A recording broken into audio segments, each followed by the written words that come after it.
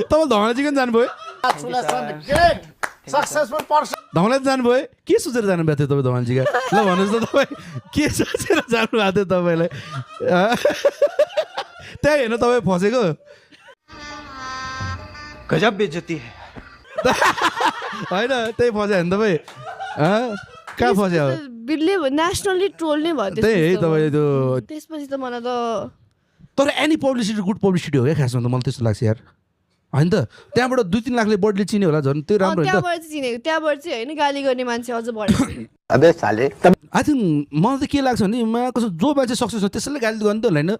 जो मान्छे सक्सेसफुल छ त्यसलाई गाली गरेर के मतलब त यार त्यो होइन र अलिक पोजिटिभली सोचौँ न हामी पनि अब होइन हामी अब पोजिटिभ हुनु पऱ्यो क्या यस्तो कुराहरू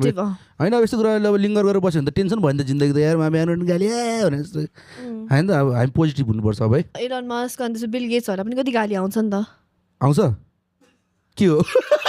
उसले त्यो नयाँ गाडी लन्च गर्दाखेरि इलनलाई त इलनको त कति धेरै त्यो ट्विटहरू गर्छ उसले कति गाली आउँछ नि त त्यो पर्सपेक्टिभबाट उसलाई त कति गाली आउँछ भने उसलाई बालै छैन होला नि के त हामी पनि त्यस्तै सक्सेसफुल रहेछ भने सोच्छु हो हामी सक्सेसफुल अब युएसमा नि यति गाली आउँछ हेर्नु न अब